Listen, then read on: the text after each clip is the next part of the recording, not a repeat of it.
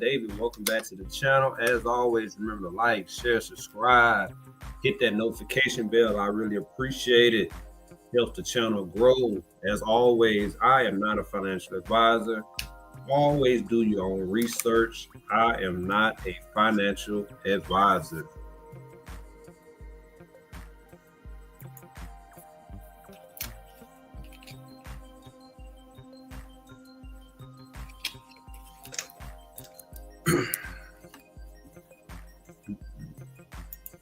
See what we got going on here.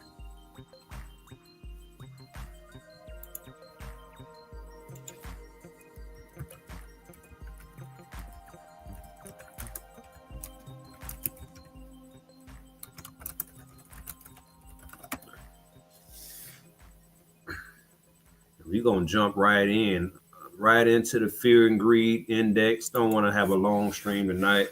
You see here, we are at a 15 extreme fear as well. We had another down day in the market, which we'll get into in just a second. Just not good. And you see what's going on as far as the extreme fear in the market. We have a Fed meeting coming up, day one, which will happen on the 18th. And Fed meeting day two, which happened on the 19th. And some other upcoming events. But just a quick look at the fear and greed index. Just not good right now. Another down day in the market. Let's look and see how bad the markets did today. Let's go here. See what we got here. We're gonna jump right in.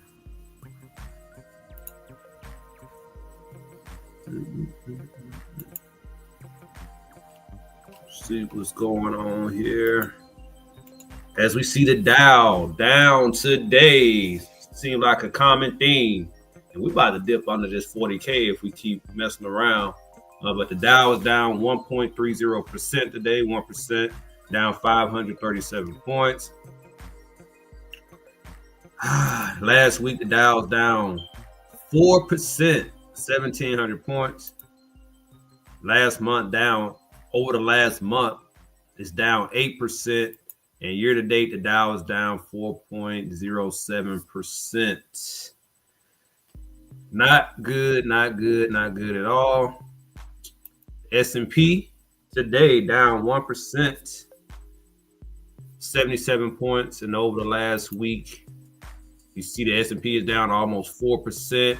Over the last month, the S&P is down 9.71%. And year to date, the S&P is down 6%.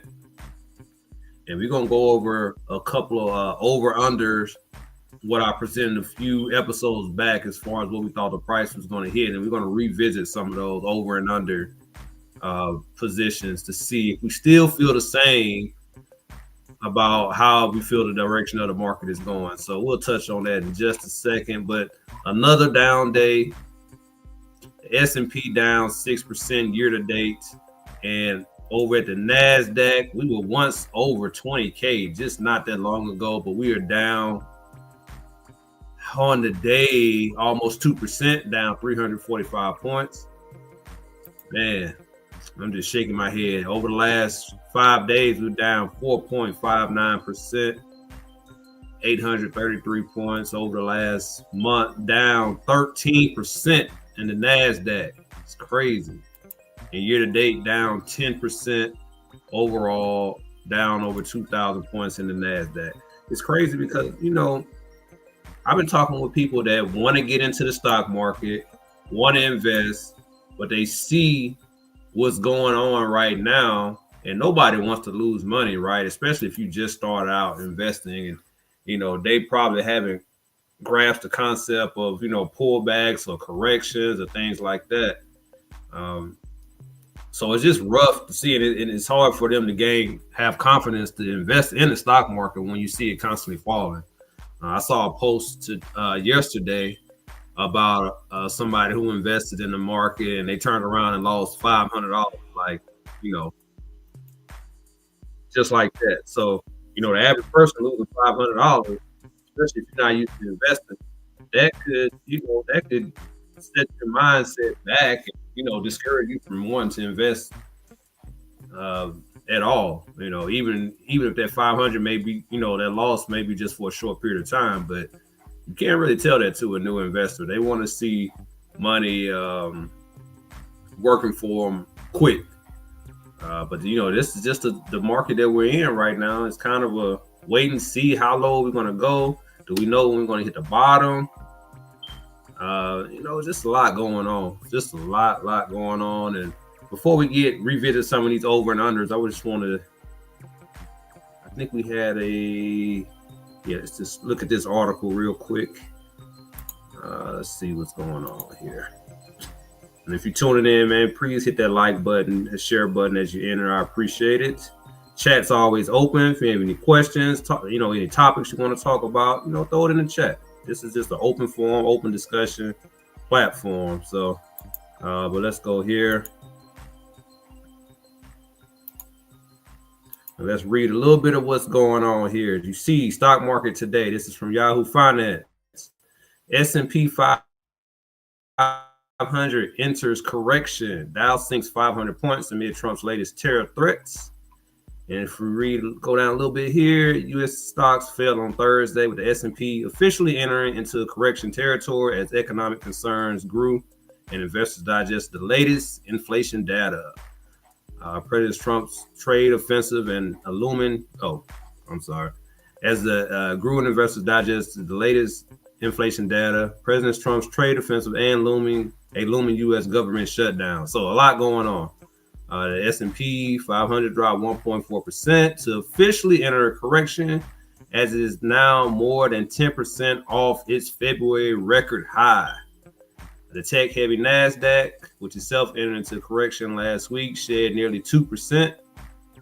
The Dow Jones Industrial Average slid 1.3%, or nearly 550 points, which is basically what we just looked at, just talked about it. So, yeah, just a lot going on. It says markets remain on edge after days of being whipsawed by fresh headlines.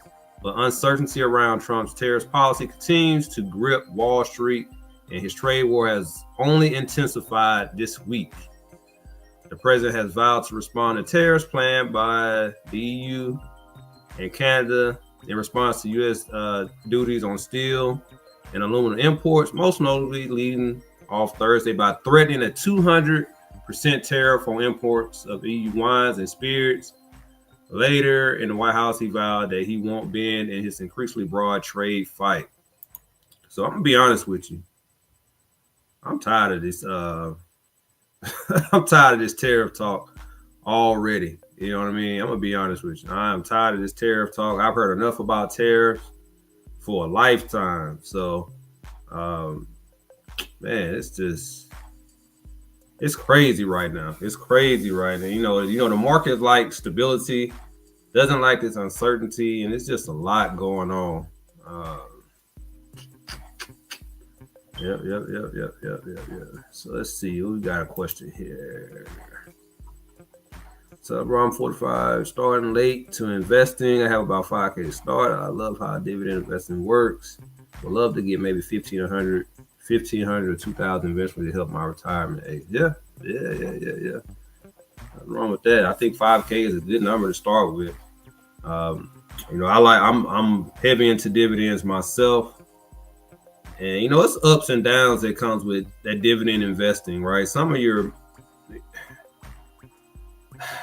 I think you got to have a balance, right? I have some high yield dividends that I'm invested in that pay me pretty good.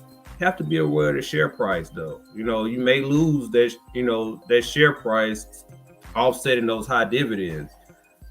There's less volatile dividend paying positions that pay lower dividend payout. So it's kind of a balancing act on how you have to do it. If I was starting a dividend account, strictly dividends, I have a mixture with some strong, solid positions, say a SCHD that pays a good dividend and also tends to increase in share price over time. That's one of my favorite ETFs. JEPQ is a monthly paying dividend position that I'm up on the share price and pays a nice monthly dividend. That's JEPQ, that's SCHD. Those are probably two of my favorite dividend positions. I have some higher paying dividend, high yield max that I'm doing well on. But there is a risk with those high yields. There's a risk definitely, for sure. So what do you think? Starting for too damn late? Nah, I definitely don't think it's too late at all. Definitely not too late to start investing. I always recommend having a nice, strong, solid portfolio first, before just focusing on dividends. But that's up to you. Everybody's different on what they're looking to do. But that monthly income from dividends is worth it. I'm expecting some pretty decent dividends on tomorrow that I will probably use to buy some other positions. So, but I look forward to those dividends hitting the account, every week, every month, and so on. So I just wish the market was in an upturn right now instead of a downturn. Yep. So all these high yield and cover call types are reliable long term. That's a good question. If I was just starting out, man, I'm gonna be honest, I'll probably stay away from the high yield payouts because it may turn you off. But I would look into something like SCHD that pays a quarterly dividend. I would look into JEPQ pays a monthly dividend. Man, now they have weekly paying dividend positions now that pay every single week, and it's quite a few out there with the Round Hill Investments. If you Google Round Hill Investments, it'll pull up their weekly paying positions. YMAX pays weekly. I think YMAX, they both pay weekly. But just do some research. Just do some research on the the price, because honestly, everything's taking a hit right now. So everything's taking a hit with the downturn in the market. It's just nothing is really too safe right now in this market. So you just got to be careful with what's going on out there. But I definitely don't think it's too late to start investing. Whether it's for a long-term portfolio or dividends. So. SCHD, yeah, for sure. It's going to take a while. It's going to take a lot with SCHD, but it is a stable ETF, and the dividend payout continues to grow over time. But if you're looking strictly for high yields, the yield max paying ETFs are out there. Yield max ETF paying yield, they're out there. You can just Google. But I highly recommend doing your research on the share price compared to the payouts, and that you can use that information to help make you make your decision on what to invest in. But those high yields, yield max ETFs, and the round hill dividend ETFs, they tend to have the highest paying payouts as far as dividends. So if it was me and I was starting out, I would have the solid ETF paying dividends and mix it in with some of the high yield paying dividend ETFs. So I would have a balance of both. So if I was starting a portfolio with 6 dividend paying positions, I would have 3 that's probably high yield and 3 that's more on the safer side that may not pay as high yield, but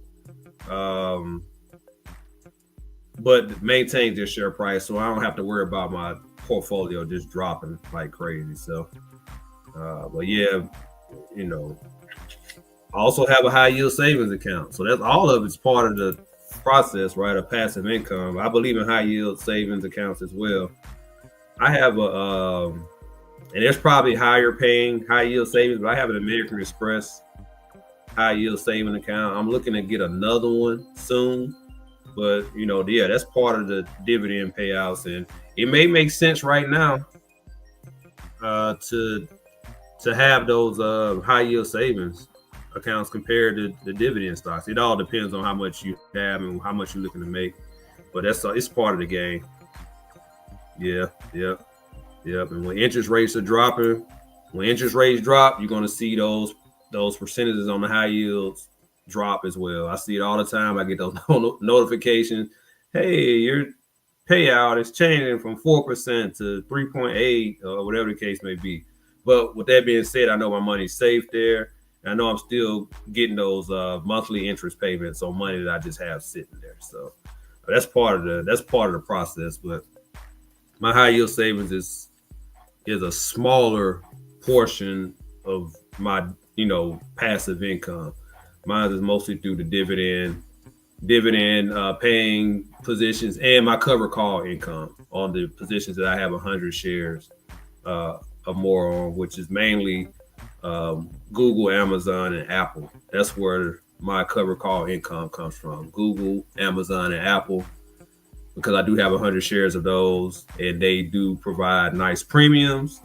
So, I've been learning how to play the cover call incomes, learning when to roll over positions to gain premium and not put myself at risk of possibly getting my shares exercised if the price gets out of hand. So, because the market is steadily dropping, I'm not at risk of having any shares get exercised, but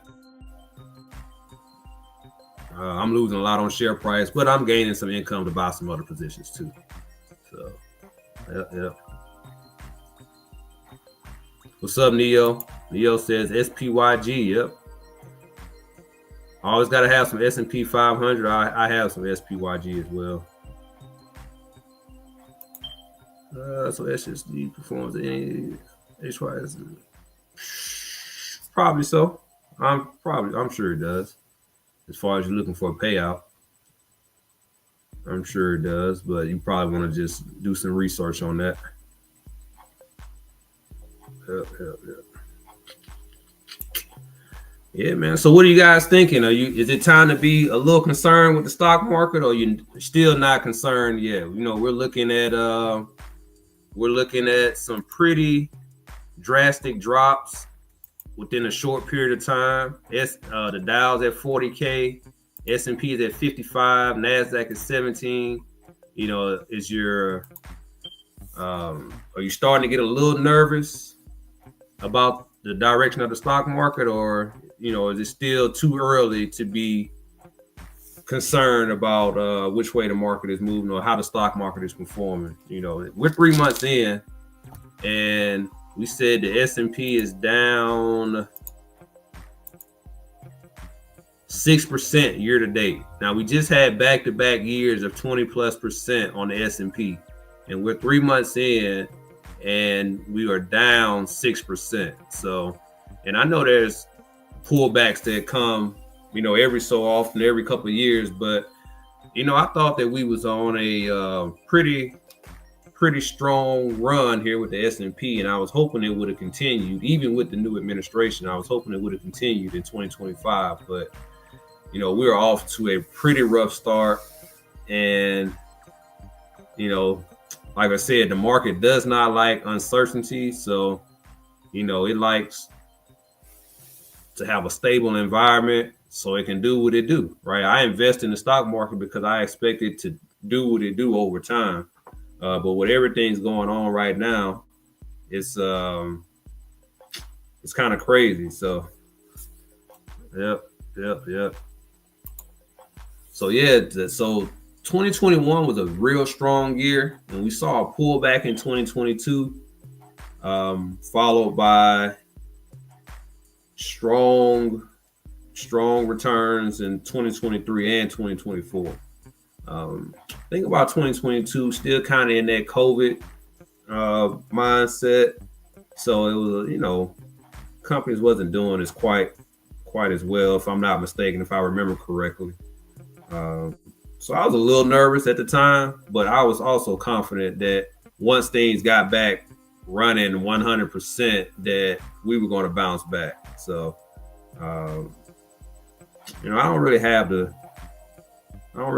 same mindset right now as of yet. So, but the beauty of investing in dividends is that When you have those dividends reinvested, you're able to buy more shares, and over time, when the market does pick back up, you're going to see that investment pay off. So, you know, so when we had a down market from 2022, it didn't take long to recover. 2023, I recovered that and some, and then on 2024, just added on top of it. So, for instance, like my 401k took a big hit in 2022, but at the same time, I'm still investing every pay period, still investing same amount of money, able to buy more shares. So when the market picked back up, we was able to shoot past what we had lost and made that back in no time. So yeah, it's a lot going on, but I'm not in a panic situation. I've seen the market be a lot worse, so it's no problem. No problem.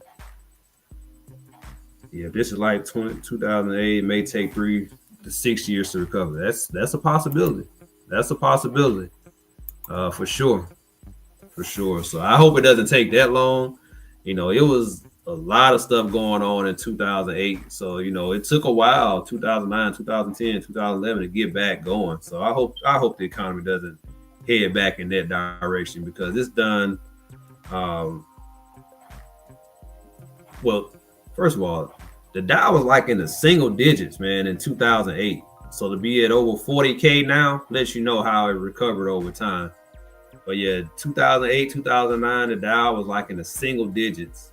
And, we started basically on a run since then. Had a couple pullback years, maybe 2 or 3 pullback years since 2009. But other than that, the Dow, the S&P, the NASDAQ has been going strong. So, continue to invest, continue to dollar cost average. And, hopefully we'll see this thing turn around. And hopefully it's not a long lasting pullback, because that can cause some damage, man. Yeah, that can cause some damage if we keep dropping and dropping and dropping. I know traders like to see volatility. You have traders that make money on puts just like they do calls, but I'm sorry, just the market steadily dropping. I don't think that's good at all for the investors or the economy. So I don't want to see that. Yeah. So let me see what else we got. Neo says, buy heavy, keep buying as much as you can. Yeah, I agree. I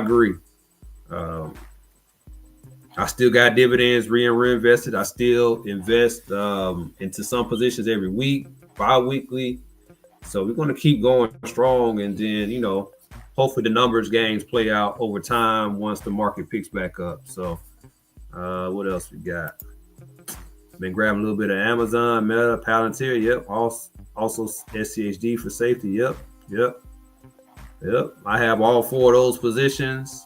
I don't invest in Palantir as much as I should. I just really started a position just to have some. So I gotta pick up my investing in Palantir, especially after this pullback. But I bought some Amazon today. I buy SCHD every week. What else did I buy today? I bought some Tesla today. I bought some SPLG. I bought some AMZY, which is one of my yield max. I bought some JetQ today. Bought some Apple, some Google, and I bought some Amazon. All those was from money that I made from cover call income. So not a lot that I bought, but hey, slow motion is better than no motion. So SCHG, I do have a position in SCHG that I've been investing in every week. It was shooting up like crazy, but of course it's done pulled back. So now I'm going to continuously add more. I'm actually going to buy some SCHG tomorrow. So, yep. Yeah, I'll be doing my weekly investing in SCHG, SCHD. Both of those I'll buy tomorrow, and it's a few others that I'll buy tomorrow too. Oh, Neil, you said the Palantir ship sailed. I don't know. I'm gonna be honest with you. I don't know a lot about Palantir. That's why my position is so small. So we'll see. We'll see. What's Palantir at right now? Let's take a look. Let's get off of this here. Bear with me 1 second. I'll start looking at a couple positions here.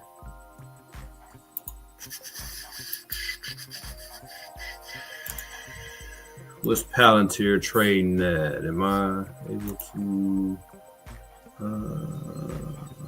Let's go here.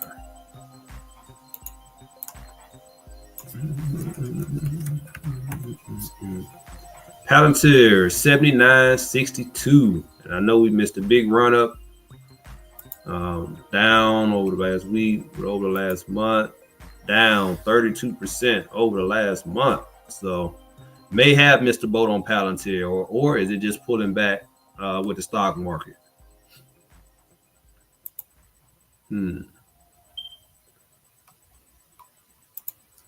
I don't know a lot about SCHB. Let me see what SCHB is talking about here. I'm gonna pull it up in 2 places here because I don't own any SCHB. And I know you said you like to swap positions.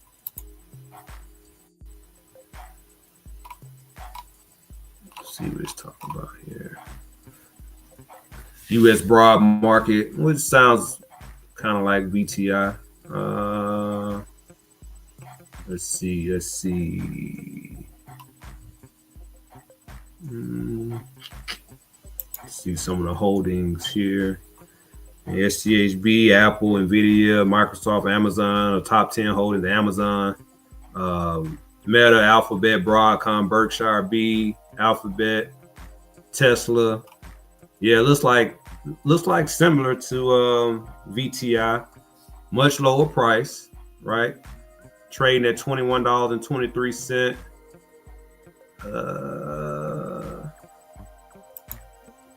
Yeah, I'm just looking,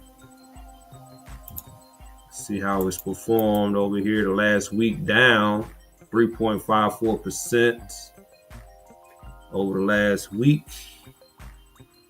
Over the last 6 months, down 2%. Year to date, down 6%. Over the last year, up 5%. But that may be a nice alternative to VTI. We know VTI price is pretty high. So SCHB maybe something to look into. Yeah, for sure. Appreciate that. I'm gonna write that down on my little list here. So just keep an eye on, because that might be a nice play. SCHB. Gotcha. All right. What else we got? What else we got here? What else we was talking about in the chats? Again, why strongly you need to be buying a lot of shares before the company goes mainstream. Yep.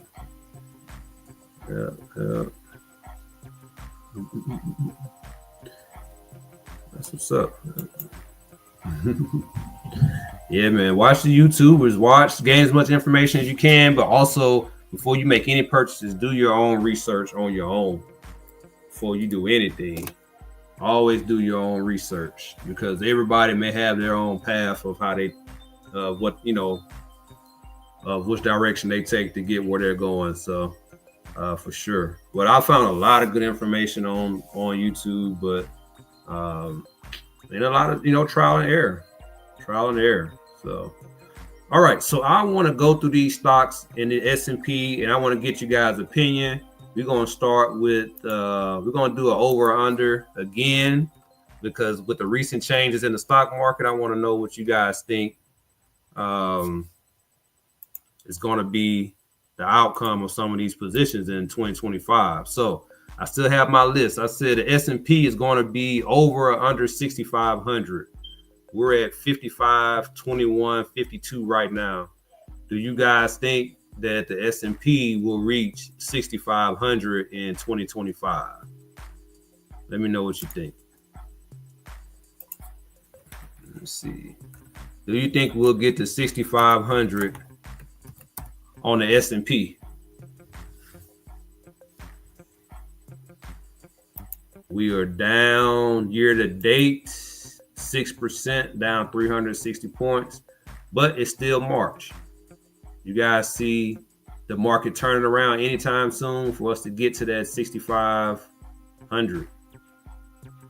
And if not, what's a more realistic goal do you think the S&P will hit this year or fall to?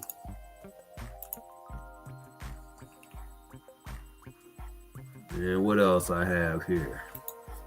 I'm just going to put some positions in here, and you let me know if you think it'll go to this point or not.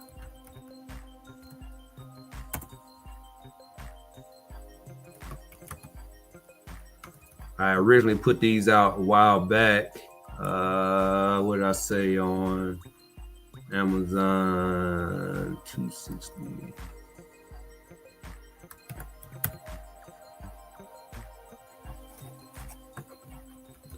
And just let me know if you guys think these prices are realistic in 2025, over or under.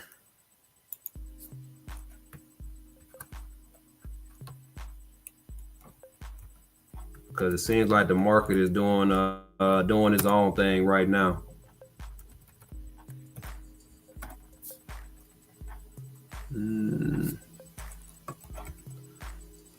Some of these I said was going to be over, but this was a couple of weeks ago. Now I'm kind of changing my tune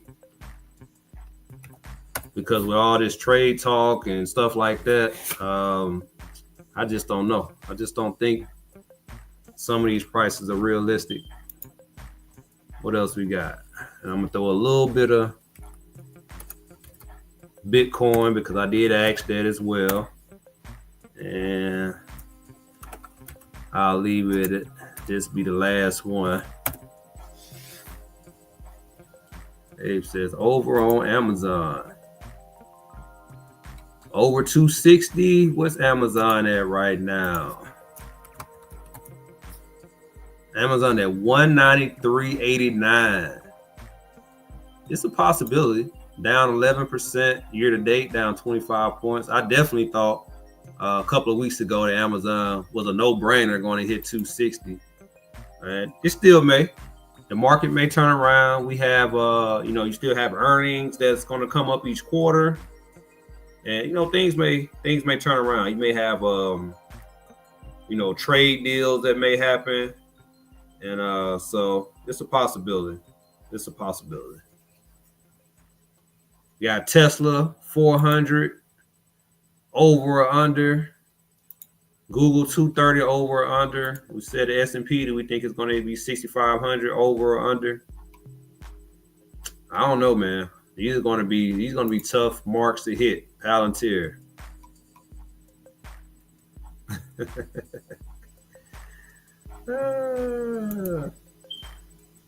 Neo says 3 months. This year is over. Oof.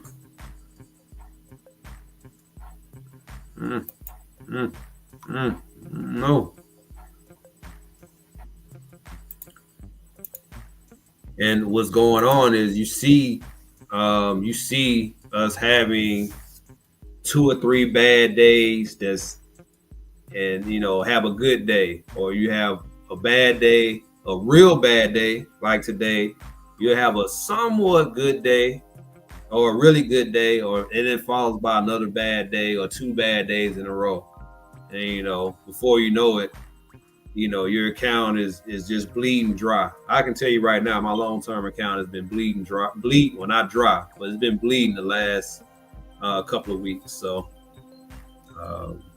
yeah. Until this gets situated, that's why I think it's just a little different from a normal pullback in the market, because these tariffs, man, you just don't know what's going to happen. And these countries are not backing down from the U.S. Over these tariff threats. Even though if it may hurt them, it may hurt us. They don't care. So this is this is crazy. Yeah. Let's see.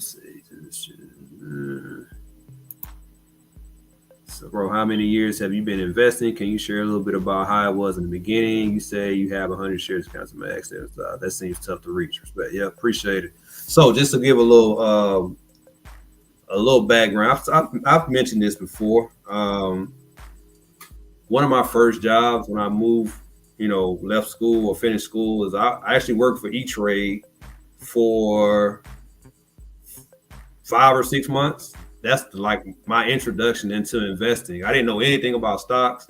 I was just got a job as a customer service rep at E-Trade, and that was kind of my introduction to the stock market.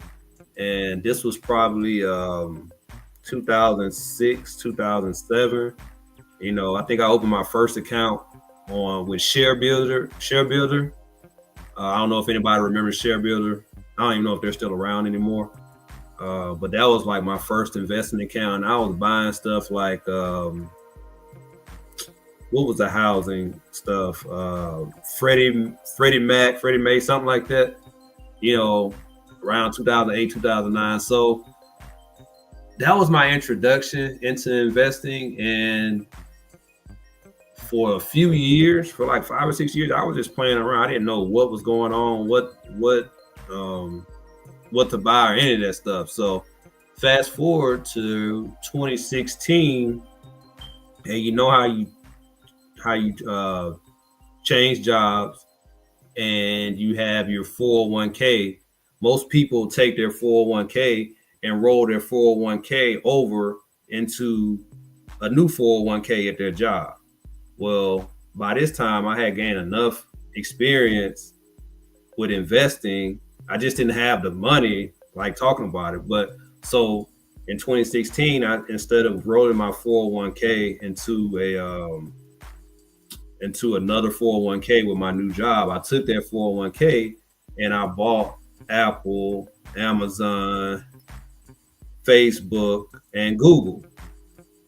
Like those are the first 4 positions I put like real money into, other than just messing around with a couple of dollars here or there.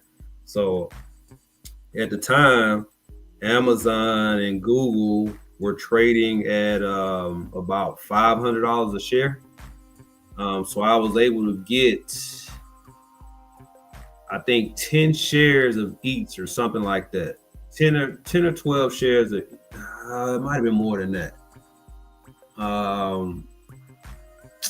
Maybe it may have been 12 or 13 shares of each, right? So I've been holding on to some of those shares. So if you know, Amazon and Google did a stock split, 20-1 in the last few years. So that's how I was, once that stock split happened, that's how I was able to get 100 shares of Amazon and Google. Also during that time, Apple did a stock split where I may have had 10 or 12 shares of Apple. I can't remember the stock split it did, but after the split, I had about 70 shares of Apple. And over time, I was just going hard on Apple to build up my shares. And I finally reached 100 shares of Apple last year. So I was doing some videos just showing my progress on Apple. Over the last few months, I finally reached 100 shares of Apple. So that's how I got 100 shares of Amazon, Google, Apple. Just keep investing. I did pour some money, like a one-time thing into it. And, you had stock splits that's happened over time. So that's how I was able to get 100 shares of those 3. And yeah, man, that's just staying at it, keep working at it. And, over time, it'll pay off. I'm gonna be honest with you, I'm waiting on Microsoft. I'm waiting on Microsoft to do a stock split. I have some shares of Microsoft. How many shares of Microsoft? I probably have about 15 shares of Microsoft. So when Microsoft does that stock split, hopefully it'll come. I don't know now with the market pullback. It's going to put me closer. I don't know what the ratio would be. Hopefully it's like a 10-1, but I don't know if it'll be that much. But if Microsoft ever does a stock split, it's going to put me in a position to have 100 shares. And then from there, I'll be doing cover calls on Microsoft because I know it offers a good premium. So that's pretty much how that went. So yeah, just over time, man. Some of those shares I've been holding since 2016. Things happen in life, and you may sell some shares because I had more Google and more Amazon, but I've sold a few shares over time. Because if I would have still had those 12 shares, and when it did the 20-to-1 stock split, that would have put me over 120 shares. I don't have 120 shares of Amazon and Google. I think I have a little bit of over 110 shares of each right now, and then just slightly over 100 shares of Apple. So that's pretty much where I'm staying right now. I would have more Google. I'm not sorry, more Meta, but I did sell my Meta during the pullback a year or two ago. I wish I still had it, but I did sell some of that. But I do still have a little bit of Meta, and my son has Meta too. So, yep. Appreciate it. Yep. So, yeah, those stock splits, man, they came at the right time, man. Came at the right time.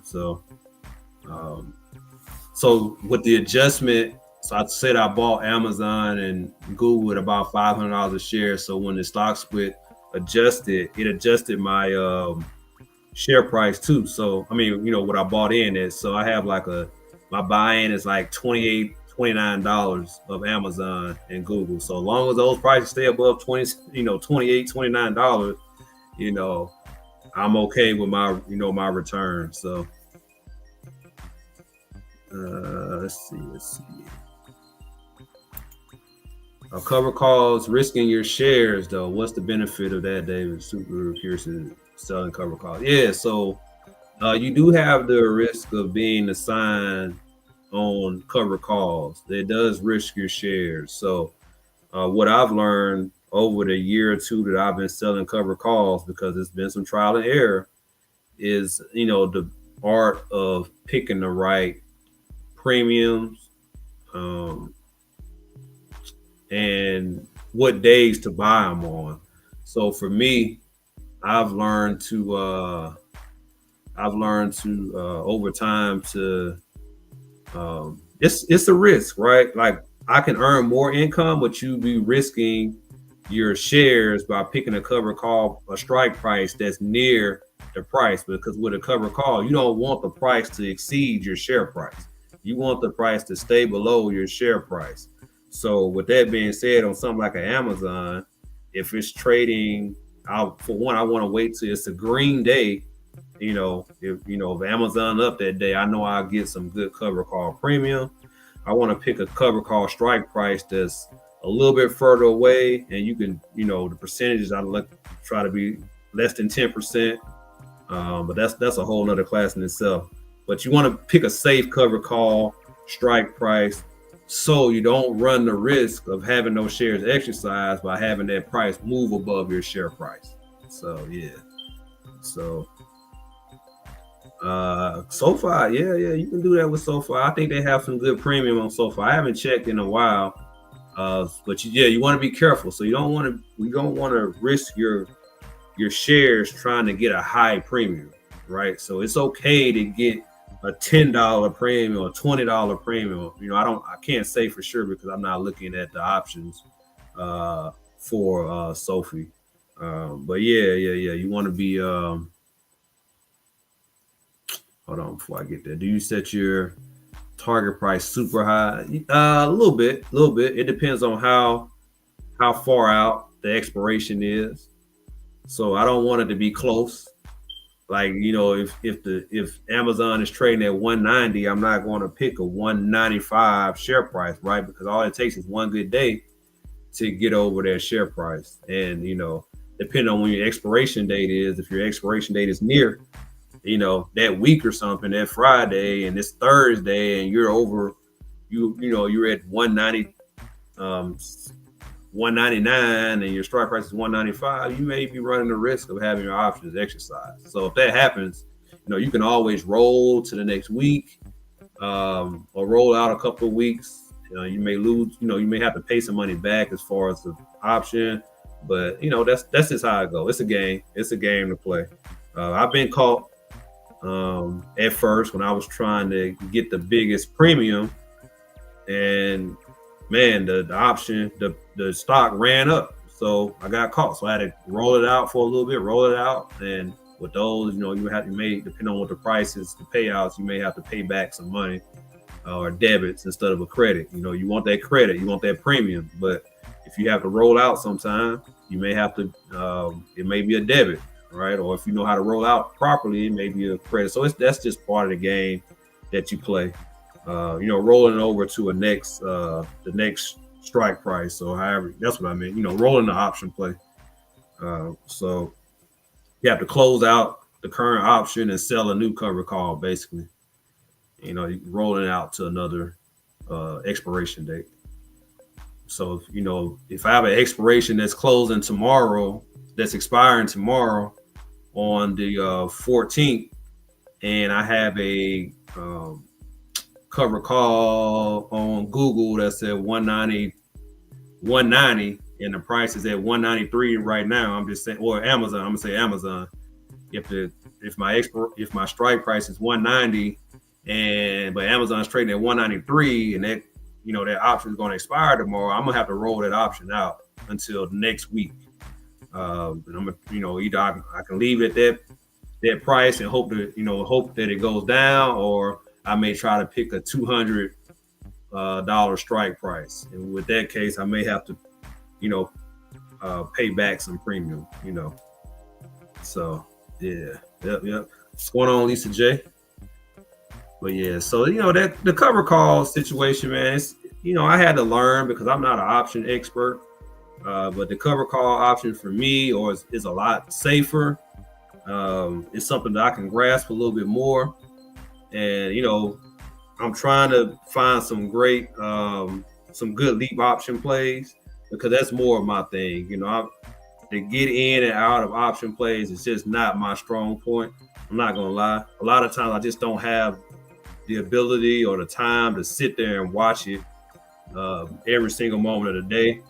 I do like trying to learn the charts and stuff like that, but it's just not like my biggest strong point. You know, I'm a long-term investor, so I have a long-term mentality. So the day trading gets a little sticky for me sometimes, but I do like the cover calls. That's kind of in my area. And like I said, I stick with 3: Amazon, Google, Apple. Those are my main 3 right now. And I've been doing pretty well. But when I first started, yeah, it kind of hit me. You know, I got caught a little bit. You know what I mean? So, but that's, you know, until I learn how to pick strike prices, learn how to when to open cover calls. You know, it's just like day trading. You can't take every trade or every cover call. You got to have some patience. You got to have a strategy. And then you know, once you learn how to execute that strategy, I can see why people can make a nice, honest living selling cover calls, because we're talking 100 shares. Just think about the people who have 200, 300, 400 shares of Apple, Google, Amazon, whatever stock, and you can make, you know, even more by selling more than one contract. You know what I mean? Right now, I'm just working with one contract when I do the cover calls. So, you know, I have limited income, but I'm usually getting, it can be a couple $100 a week or every 2 weeks or something like that, just depending on how the market's going right now. So yeah, yep. So yeah, man, cover calls is, I would advise you to look into it and learn as much information as you can. And you mentioned Sophie. Sophie is a good, maybe a good position to, you know, try your cover calls, but, you know, just develop a strategy so you're not putting those 100 shares at risk. It's always going to be a small risk, but you don't want to get caught up trying to chase a premium and putting your calls at a risk to be assigned. So yeah.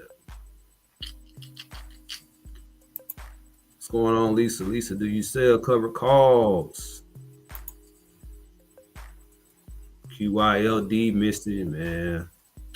You know what? When I was in my QYLD position, I should say, not play, in my position, I was doing pretty good in it. I think I caught it at a low price, and QYLD pays every month, I believe. and I was doing well. I don't have it right now. I do have MTSY, which I'm actually expecting to get paid on that tomorrow.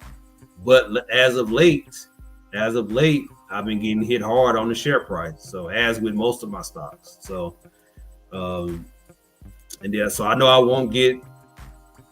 I know I won't get as much premium this month, but it's okay. We're gonna keep investing.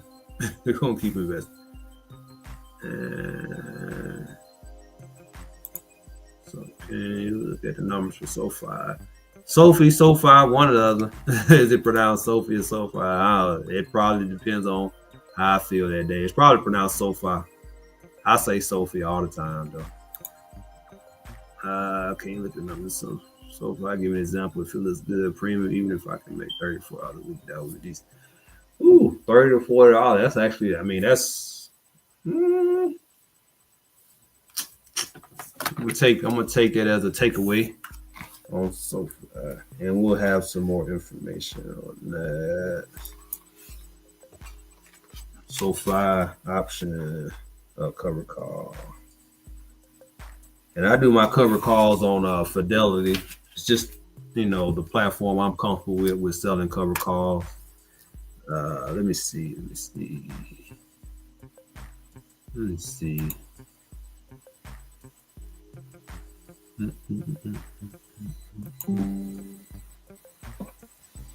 Oh, I'm gonna step.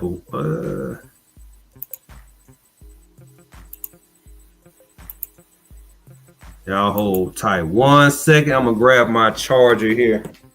Bear with me.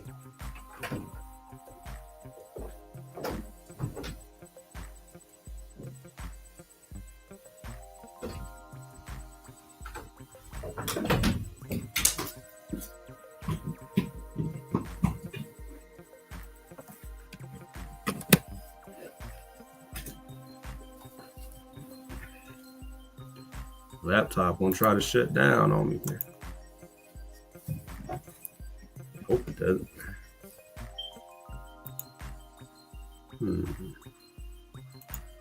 There we go. Nah, it's okay, man. It's all good. At least, I don't own it. FX, AIX, and O. Yep. So O is what's the 14th? So payment date should be coming pretty soon for O. Was that the 15th of each month? So I know that dividend payment hits like clockwork every month. But I wonder, is the 15th, since the 15th is on the weekend, Lisa, do you get paid on Monday, or it doesn't happen before the 15th, does it, when it falls on the weekend?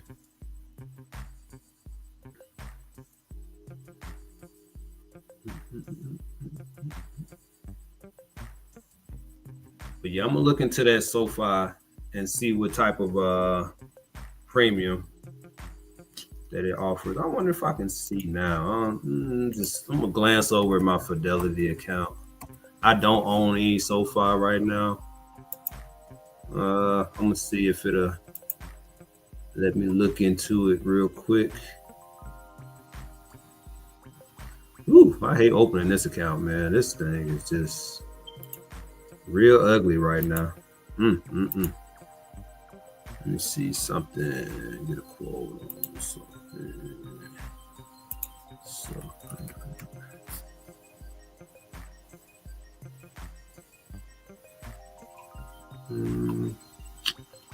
The option chain. So let's see. SoFi is trading at 11.39, and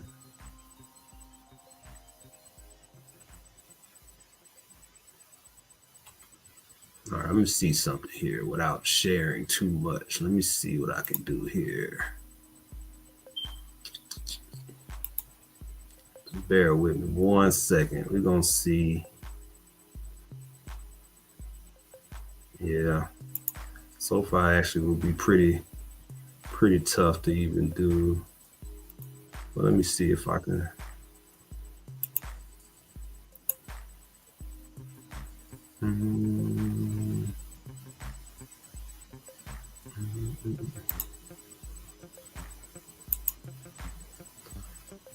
All right, so we're looking at the Sophie option,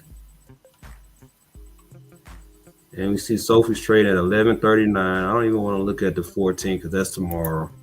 So let's bypass that. Let's go to 20 strikes. Let's apply.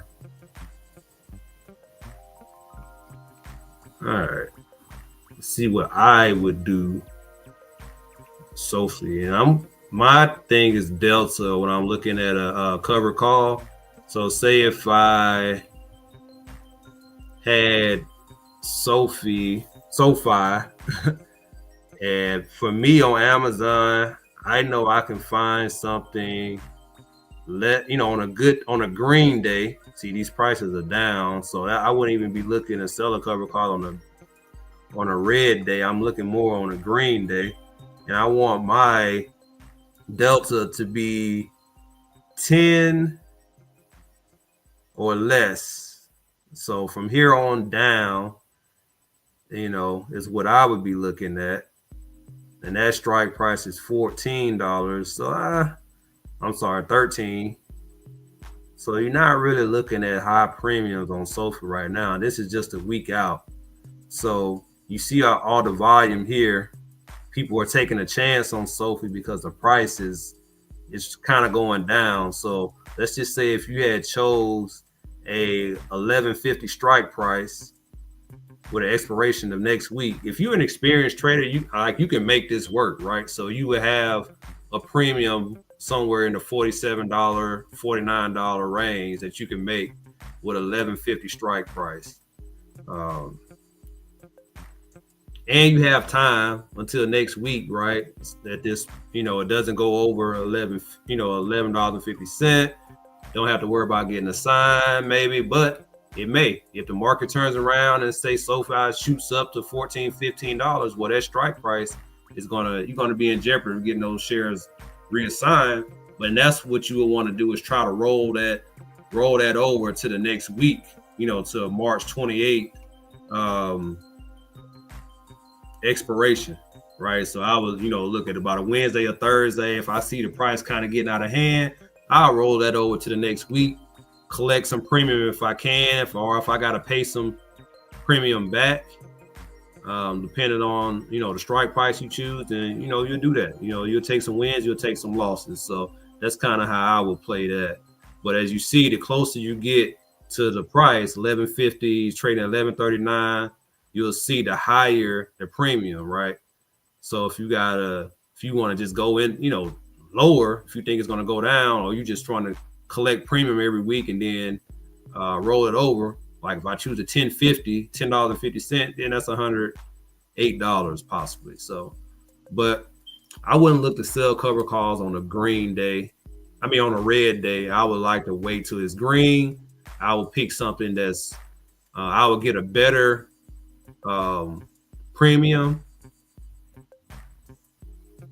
for a higher price, and then that's what I'll be looking for. So on Amazon, it's nothing for me to have something in the 10% range on the delta and make $40, $30, $40, $50, especially if it's a green day. And if I can do that every week on just Amazon, then that'll add up over a month time. Then I take that and do the same thing with Google, do the same thing with Apple. That allows me to gain, more income to buy some of these other positions. So that's kind of how I go. Hopefully that's not too confusing, but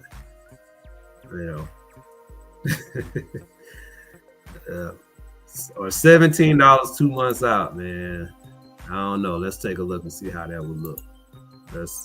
You want to go way out? Yeah, you probably can do something like that. They ain't even letting me go. But even out in April, let's say it was May. Let's say you want to go to May. Go to $17 out in May and you get a $20-something. But you can kind of play around with it during that time And if the price drops, you can lower your strike price and come down in some months. When you roll it, you can roll it down and still collect premium. I'm actually doing that with Google. Google was running up. I got caught a little bit, so I had to keep extending it out. And now I got like a 200 strike price, right? And Google's at like 160 something. So I have some wiggle room. The expiration is like in May. So I have some wiggle room to keep collecting premium by rolling that price down. I don't even have to change the month. I can, but I've been, I think I made like $100 something just from going from a 205 strike price down to a 200 strike price.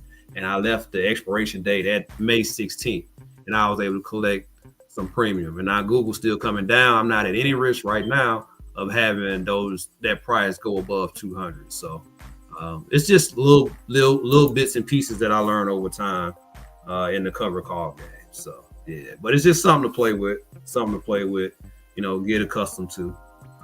I had to kind of learn it on the fly, and I've taken some bumps in the road, but I like playing that game more so than the calls and puts, of the day trading thing. So, but I am looking for some leap option plays that I want to invest in. I am looking for that. So maybe some 6, 8, 10 month play, 10 month out plays, call options that I want to do.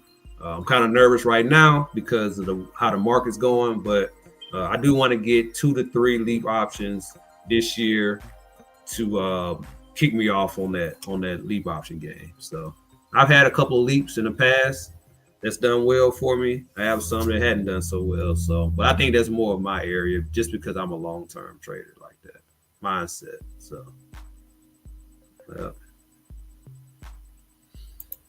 yeah, true that. There's always some risk and reward. Yep, for sure.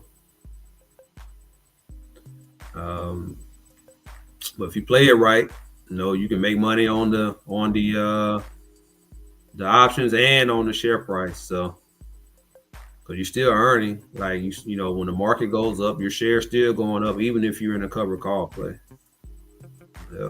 So, but yeah, man, that's just a quick view on how I play the cover calls. So. Yeah. Be on the ball with that nigga. It's Apple, nigga. Man, it's Apple. Is it time for Apple to pay out? Did Apple pay? When is Apple paying? When's Apple dividend? It's hard to even, as much as I love dividends, man, it's hard to even get excited. I know they're paying this month. It's hard to even get excited when I see my portfolio drop like that. But Apple's been one of my top dividend plays, though.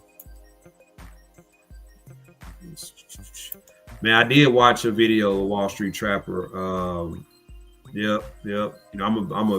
I'm actually a big fan of Wall Street Trapper. I saw Wall Street at InvestFest a couple of years ago. He hasn't done the last 2 InvestFest, but I did see him at InvestFest a couple of years ago. Man, it's one of my favorite people to watch. So I actually watched his video the other day where he was talking about how to get into some leap option plays. I think he mentioned something about when a stock pulls back 20% from its all-time high, make sure it's a good position first. Pulls back 20%, you want to do a call option that's 10% out or something like that. I saved the video. I'm gonna go back and watch it because I think I'm gonna use that strategy when I start doing my leap options. So I really was peeping what he was talking about. It made a lot of sense too. So yeah, man, Wall Street Trapper is one of my favorite people to watch because he can break down an option game really well. So for sure. What else we got? What else, man? We're over an hour. Appreciate y'all tuning in, man, and just coming to chit chat. Yep. That's exactly what he said. Yeah, it was a real good video. Yeah, for sure, real good video. And I think I'm incorporate that. I think I was watching that the other day, or listening to it, and it was a real good breakdown. So I'm gonna figure out a strategy and put that in play. And I'm gonna see if I can, find some good plays out of that.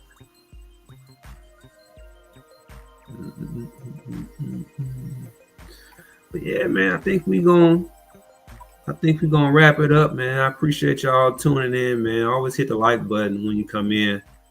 And let's see. Yeah, he puts out great content, for sure. But just like with any other YouTuber, man, just take what you can get. You don't have to listen to what everybody say, including myself. I don't consider myself a YouTuber. I'm an average person, just like everybody else.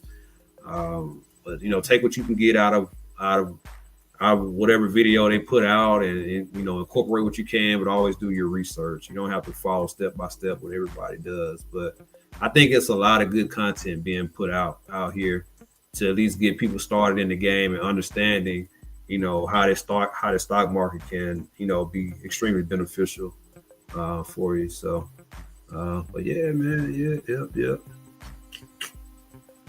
Man, but yeah, going back to that Apple dividend, I'm looking forward to getting those Apple dividends and reinvesting. Dividend income is up this year compared to last year, which is a good thing.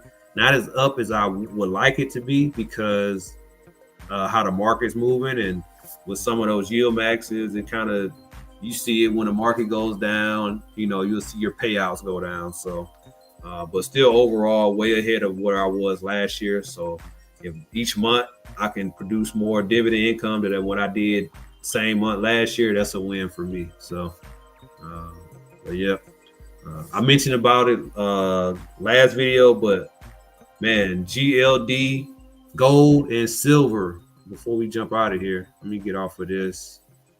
Let me stop sharing here.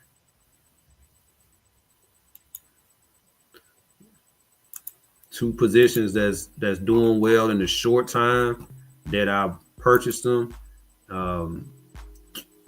Even when the market's going crazy, going down.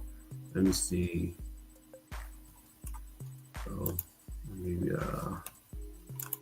go here. Come off of here. Let me present here. Let me share. Just something to look at. You see GLD. Get me off of that. Yeah, GLD, the gold, up today, 1.78%, up 4 points today. I did start a position in GLD this week. You see over the last week, up 2%. Over the last month, up 1.78%. Year to date, though, up 13%. So even though the market is down, you still see this gold is going up. So I was like, you know what? Let me add it to my ETF portfolio. I did sell out of a couple other positions, and I bought some GLD and I bought some SLV, which is silver. And you see silver today up 1%. Over the last week, silver's up 4.7%, and you see year to date, silver's up 16.75%, up 4 points. And this is, not expensive at all. So could be a good hedge position while the market's going crazy. And, if I was brave enough, might put that whole portfolio in gold and silver, but I'm not going to do that right now. But I do have positions in both right now, and I think I'm going to look to continue to add to those, especially with the craziness in this market. So I may buy some more tomorrow. So, yeah, I don't know about the physical silver or the physical gold, but yeah, I'm just adding a little bit right now, up on both positions, and we'll see how it looks when the market turns around. But that's just in my ETF portfolio, and it's nothing crazy as far as the amount are concerned. I don't even think it's a full share of the spider, and it's a couple shares of silver. But my ETF portfolio is fairly new, so it's just something that I'm building up. So just something to hedge against some of the other positions, because I think I have I have SPYI in that portfolio. I have BITO, which is one SPY and BITO are monthly paying positions. One kind of tracks the S&P, the other one is Bitcoin. I think I have SPYG or SPYLG, one of those in that portfolio, and I have some XLK. So right now it's a six position portfolio. So just throw some gold and silver in there to just kind of hedge until everything gets back on track. So yeah, I'm not concerned about it right now. But yeah, man, I think that's gonna be it for tonight. I appreciate you guys tuning in. We're gonna be back. This was episode 10. We're gonna be back on Tuesday night. I may try to drop a video in between that time, but we're gonna be back live next Tuesday. So you guys tune in 10:30 Eastern Standard Time, and we just come in, chit chat, talk about stocks, and keep it moving from there. So, but until next time, I appreciate you guys, and I will talk to you later. Have a good night.